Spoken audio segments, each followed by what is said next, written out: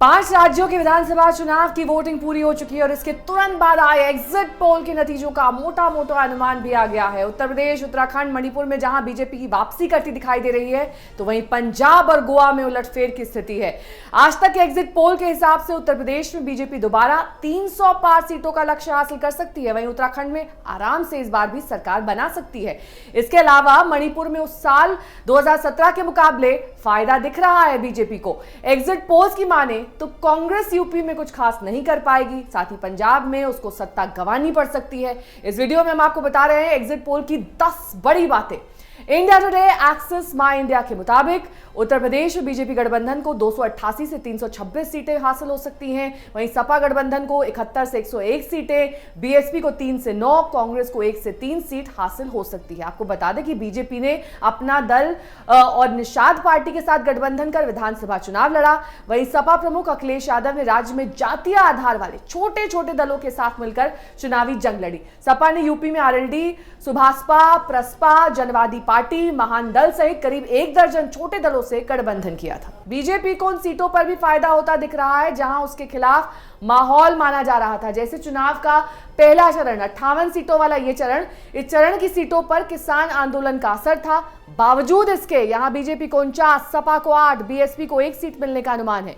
इसी तरह चौथे चरण में भी बीजेपी आगे दिखाई दे रही है, जबकि यहां लखीमपुर खीरी और उसके आसपास की सीटों पर वोटिंग थी। लखीमपुर में किसानों पर गाड़ी चढ़ाने वाली घटना हुई थी। बावजूद इसके एग्जिट पोल में बीजेपी को 55, सपा को 3 और बसपा को 1 सीट हासिल हुई है। पंजाब की अगर बात कर लें, यहां आप कमाल कर सकती है। एग्जिट पोल के अनुसार कांग्रेस, अकाली गठबंधन और बीजेपी तीनों को झटका लग सकता है, क्योंकि एग्जिट पोल के मुताबिक आपको 76 से 90 सीटें, कांग्रेस को 19 से 31, अकाली बसपा गठबंधन को 7 से 11, बीजेपी गठबंधन यानी कि अमरिंदर सिंह की पार्टी समेत को 1 से 4 सीटें मिलने का अनुमान है। मालवा 69 सीटों और साथ ही मांझा जहां की 25 सीटों में परिवर्तन की लहर आ सकती है।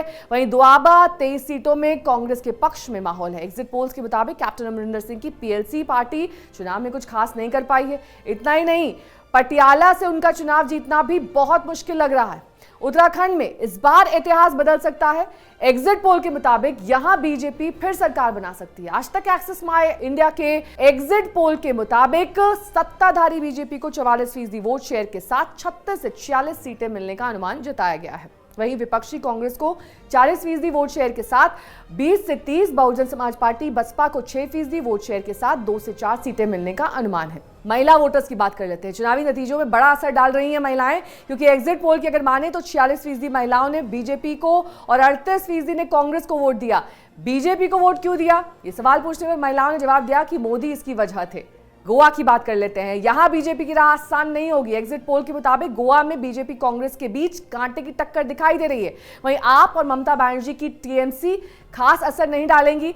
India Today Axis My India exit poll के मुताबिक गोवा में कांग्रेस के हिस्से में 15 से 20 सीटें आ सकती हैं। वहीं बराबर की टक्कर देते हुए बीजेपी 14 से 18 सीटों पर कब्जा जमा सकती है। ऐसे में अगर किसी को स्पष्ट बहुमत नहीं मिलता है तो छोटे दल किंग मेकर की भूमिका निभा सकते हैं। आपको बता दें कि गोवा में कुल 79.61% मतदान हुआ था।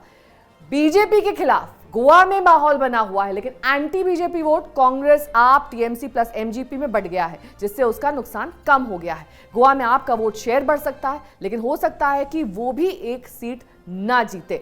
मणिपुर की बात कर लेते हैं, जहां पर बीजेपी फिर सरकार बना सकती है। India Today Axis My India exit poll के अनुसार मणिपुर में इस बार 33 से 43 सीटों के साथ बीजेपी जीत का परचम लहरा सकती है। वहीं केवल 4 से 8 सीटों पर सिमटकर कांग्रेस का हाल बेहाल होने वाला है। एनपीएस 16% वोट के साथ 4 से 8 सीटें हासिल करेगी। एनपीपी भी 8% वोट के साथ 4 से 8 सीटों पर जीत दर्ज कर सकती है।